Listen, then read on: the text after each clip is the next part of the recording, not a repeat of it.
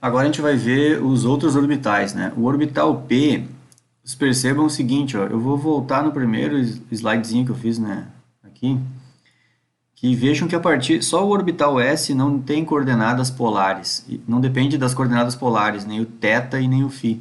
A partir dos os outros três orbitais, o P, o D e o F, todos eles dependem de coordenadas angulares, tá? Então, agora eu vou voltar aqui para a gente ver como é que é o orbital P. Os orbitais P, então, eles são três orbitais, tá? Então, os orbitais S acomodam 2 elétrons e os orbitais P acomodam 6 elétrons, tá? Existe um... Se lerem o livro lá, tem toda uma regrinha matemática lá, mas não, assim, ó, isso é tão óbvio para um químico que é bem que... Eu até sugiro que decorem isso, tá? Se quiserem olhar as regrinhas lá, tudo bem, tá no livro lá. Mas os orbitais P, eles acomodam 6 elétrons. Lembrando que cada orbital sempre acomoda no máximo 2 elétrons, tá? Então, a gente, nos orbitais P, se é possível ter 6 elétrons, é porque vão existir 3 orbitais, certo? Então, qual é o formato desses orbitais? Na verdade, o formato sempre é o mesmo. Isso que é bem interessante também. Deixa eu voltar aqui, então. Aqui, ó. A forma dos orbitais P é a mesma. Os orbitais P, tá? Mas a orientação é diferente. Então, aqui, vamos lá. A forma do orbital P são dois lóbulos, um acima do núcleo e um abaixo do núcleo. Só que a gente tem um dos orbitais, seria esse daqui, chamado de, por exemplo, PZ, que seria um lóbulo para cima no eixo Z e um lóbulo para baixo no eixo Z. O outro orbital seria esse aqui, chamado PX, que é um lóbulo para o lado de trás do eixo X e um lóbulo para o lado da frente do eixo. E o outro orbital seria o orbital PY, que seria um lóbulo acima do eixo Y e um lóbulo para trás do eixo Y. O que são esses lóbulos? Isso aqui é a densidade de probabilidade de encontrar o elétron, tá? Então, o que quer dizer isso? Quer dizer que a gente está desenhando aqui a maior, no papel, a gente está desenhando a maior probabilidade de encontrar o elétron é com esse desenho aqui. E aí, o que quer dizer esse plano nodal? Aqui é um nó na equação, né? Perceba que existe uma possibilidade grande de encontrar ele mais um pouco afastado do núcleo, tendo que é um pouco mais difícil de encontrar ele perto do núcleo. A maior parte da chance de encontrar ele é um pouco mais longe do núcleo, depois vai diminuindo a quantidade de chance de encontrar ele mais afastado também. E a mesma coisa isso para uma orientação e para a orientação contrária, tá? Então esse desenho aqui, essa silhueta, digamos assim, é o perfil, o formato, digamos assim, do orbital. E assim, ó, até acho que eu não falei antes, mas por que também se escolheu chamar orbital atômico, ou seja, o orbital que o elétron faz? Porque o orbital lembra órbita. E órbita, na verdade, é um somatório de possibilidades de encontrar uma coisa. Vou dar um exemplo barbada para vocês. Pensem num ventilador desligado. Existem as hélices do ventilador. Tu olha para as hélices e enxerga elas. Quando tu ligar o ventilador e olhar para as hélices, tu não vai ver mais a hélice. Tu vai ver o quê? Tu vai ver o orbital das hélices, que é o somatório de todas as possibilidades de vocês encontrar as hélices do ventilador. Aqui é a mesma coisa. Isso aqui seria os elétrons lá se deslocando em torno do núcleo atômico, né? E se desse para enxergar o somatório de todas as possibilidades, a silhueta do desenho seria essa, tá? Então agora a gente vai para o próximo orbital, que são os orbitais D. Os orbitais D acomodam 10 elétrons, portanto a gente precisa ter 5 orbital D. 1, 2, 3, 4, 5. Percebam que uma curiosidade aqui é que o orbital S, que a gente estava aqui no orbital S, os orbitais S têm formato esférico.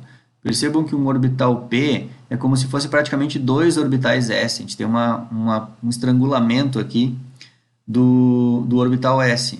E percebam uma coisa interessante, é que os orbitais P é como se eu fizesse um segundo estrangulamento num orbital P.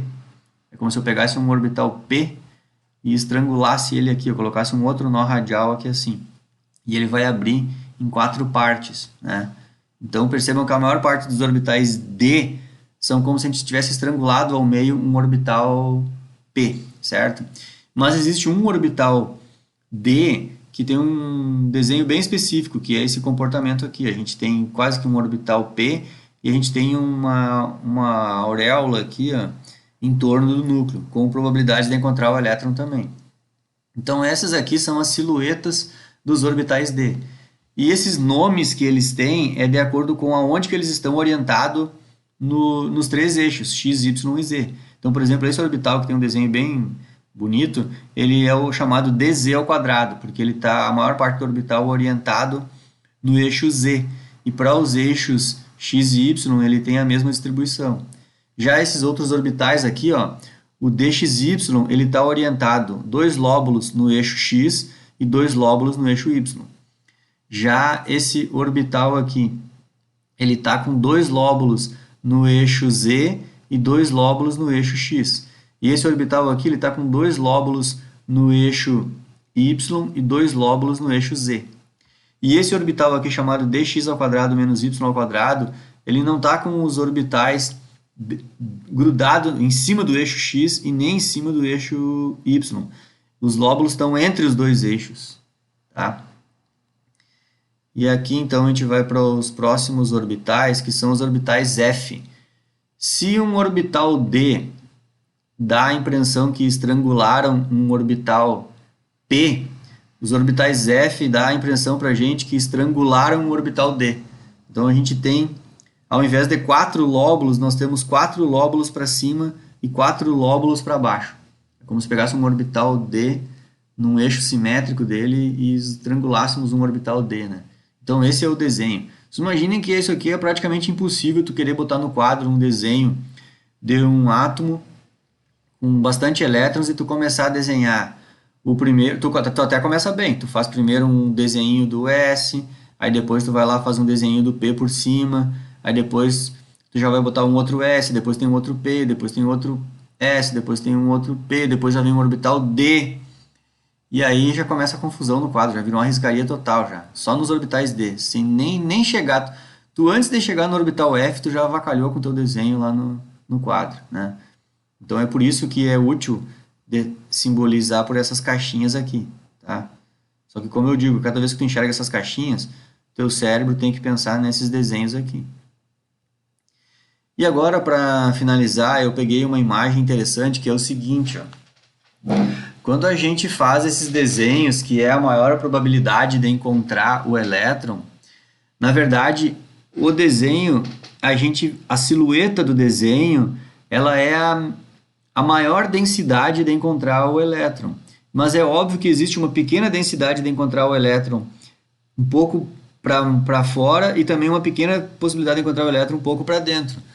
Pegando o exemplo aquele da distribuição de pessoas no planeta, tem uma pequena possibilidade de achar pessoas fora da superfície. E tem uma pequena possibilidade de achar algum presidiário debaixo da terra num túnel, entendeu? Então tem uma pequena, ou pessoas que trabalham em minas, né? Então existe essa possibilidade também, pequena, mas tem. Então, aqui a gente tem eu peguei da internet isso daqui, é um cálculo matemático onde ele faz todas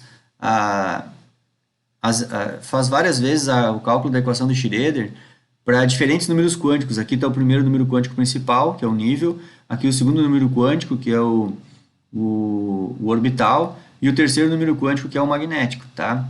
Então aqui, ó, recapitulando esses desenhos que eu já usei aqui na disciplina, eu vou pegar aqui os orbitais S. Nessa planilha aqui, nesse quadrado, nessas imagens aqui, elas mostram pra gente o seguinte, ó, quando está com bastante probabilidade de encontrar o elétron, a luz fica bem branca. E aí, à medida que vai dando um degradê para o roxo, é mais difícil encontrar o elétron. Então, as regiões roxas é bem difícil de encontrar o elétron e as bem branca é bastante imaginado e tem maior probabilidade de encontrar o elétron. Lembrem que eu falei que o orbital S tinha uma pequena chance de encontrar o elétron. Vamos achar ele aqui. Orbital S. A gente tem uma pequena chance de encontrar o elétron perto do núcleo, depois uma chance maior de encontrar ele perto do núcleo. Isso aqui dá para a gente ver aqui, ó. Tem a primeira chance de encontrar o elétron perto do núcleo e depois tem um nó aqui, ó. Tem um nó radial e aí tem outra chance de encontrar o elétron perto do núcleo. Não ficou tão claro aqui, no bem branco, porque esparramou as possibilidades numa distância maior, né? Então, porque numa cidade, numa coisa muito pequenininha, existia a possibilidade de encontrar elétron, depois tem o vazio, e aí a gente tem outra possibilidade de encontrar o elétron. Então, por mais que quando a gente no quadro, a gente desenha um orbital S numa esfera. Aí quando a gente vai desenhar o 2S, a gente desenha uma esfera maior. Mas por dentro da esfera, a gente nunca diz que teria uma esferinha pequena dentro. Que é isso que o livro, por isso que o livro dá uma rasgada aqui na esfera e mostra que tem uma possibilidadezinha dentro. Isso aqui é uma coisa que no quadro nunca. É difícil de explicar demais assim, né? Bom, então aqui a gente tem essa explicação aqui, e aqui eu simbolizei então o orbital S, ele está simbolizado por essa imagem aqui, já o orbital 3S, ele está simbolizado por essa imagem aqui, vejam que a gente tem uma pequena possibilidade bem pertinho, uma segunda possibilidade um pouquinho mais longe e uma terceira possibilidade um pouco mais longe. E isso tem tudo a ver com o que a gente já tinha visto nesse gráfico aqui, ó. Uma pequena possibilidade pertinho, uma segunda possibilidade mais longe e uma terceira possibilidade mais longe, tá? E aí o orbital 4S é a mesma lógica. Então tem uma pequena possibilidade aqui, uma outra aqui, a outra, e então a 1, 2, 3 e 4, entenderam? Então aqui está o terceiro 4S. O orbital P, a gente tem esse desenho aqui está um orbital P, só que esse mesmo orbital P, no terceiro nível, vejam que tem um nó radial. Então, na verdade, a gente tem um orbital P em cima de outro orbital P, parece, né? Só que entre os dois orbitais P tem um nó radial, ó. Tá vendo aqui um nó radial aqui, ó. E isso aqui nunca a gente vai desenhar no quadro. No quadro vocês vão desenhar um orbital P, 2, aí se você for desenhar o orbital P3, por melhor professor que vocês sejam, vocês só vão desenhar um orbital P3 maior do que o orbital P2. Só isso. Eu duvido que alguém vai desenhar um pequenininho dentro do P3. Mas aqui a imagem mostra bem direitinho. Então, quando a gente faz esses desenhos no quadro, ensina as pessoas, a gente usa esse tipo de desenho. Mas na cabeça da gente tem que estar essa explicação aqui. Porque vai que a conversa começa a evoluir, aí a gente tem que lembrar desse detalhe aqui, né? Então aqui a gente tem um orbital P no nível 2, o mesmo orbital P no nível 3, e aqui o mesmo orbital P no nível 4. Vejam que aqui a gente tem um pequeno orbitalzinho P, um nó radial, um outro pequeno, parece um outro orbitalzinho P, outro nó radial, e daí a possibilidade de encontrar o elétron também. Então são 3 fases de encontrar os elétrons, mas tem essa silhueta aqui, ó, de um lóbulo e outro lóbulo, tá? Depois a gente tem o outro orbital P orientado no outro eixo, então seria em cima dos eixos X, então é a mesma explicação que eu fiz aqui, a gente só muda, em vez de estar no sentido para cima e para baixo, aqui está para a direita e para a esquerda, né?